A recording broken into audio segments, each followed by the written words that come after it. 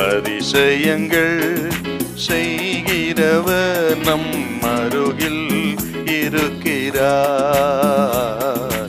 அற்புதங்கள் செய்கிறவர் என்றும் நமக்குள் வசிக்கிறார். மார்க்கு சுவிசேஷம் 5:41.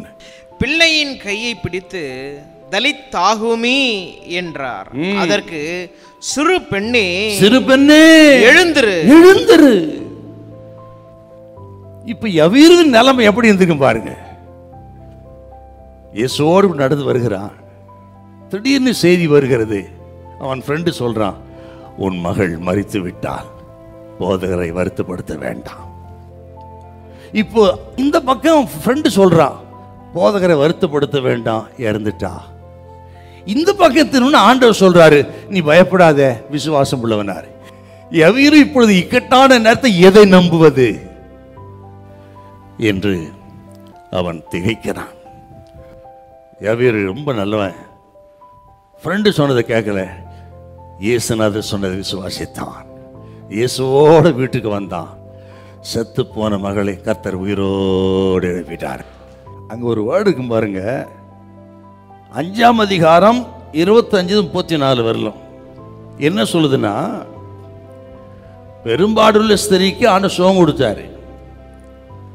சுகம் கொடுத்துட்டு தான் பயப்படாதேன்னு ஏன் சொல்றாருன்னா, வீரவே என் கூட தானே வந்துட்டு இருக்க, நீ பார்த்தல 12 வருஷம் பெரும்பாடுள்ள ஸ்திரீ, நான் அவளை தொட்டனா அவளாவே தொட்டு 12 வருஷம் வியாதியை ஒரே நிமிஷத்தில் சுகம் பெற்ற நீ தானே பார்த்த.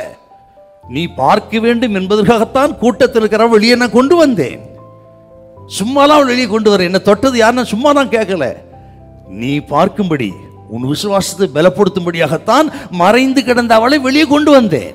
சுகம் பெற்றவளாய் போயிருக்கிறாள். அதை பார்த்தா அல்லவா யவீருவே, விசுவாசி, பயப்படாது.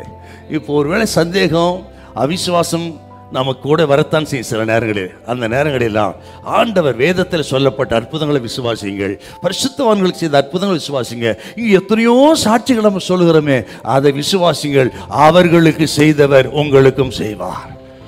அநேக நேரத்தில் ஐயோ அவங்களுக்கு நடக்குது, இவங்க எனக்கு நடக்கல, கர்த்தர் உனக்கும் நடக்கும், உனக்கு அந்த அற்புதம் நடக்கும். அவர்களை போல நீயும் சாட்சி சொல்ல வைப்பாருங்க. இப்ப எதிரான சூழ்நிலைகள், சந்தேகம், இவைகளெல்லாம் வரும்பொழுது ஆண்டவர் தமது ஜனத்துக்கு வார்த்தையை அனுப்பி விசுவாசத்தை பலப்படுத்துவர். இன்னைக்கு ஆண்டவர் சோர்ந்து போயிருக்கிற பலனற்று உங்களுக்கு சொல்கிறார், பயப்படாதீங்க, விசுவாசம் உள்ள இருங்க. பிள்ளை மரிக்கவில்லை, அவள் உயிரோடு எழுந்தால் அந்த வீட்டுக்கே ஆச்சரியம், அதிர்ச்சி, அற்புதம். நமக்கு ஒரு அற்புதத்தை ஆண்டவர் செய்வார். ஹல்லேலூயா, ஹல்லேலூயா.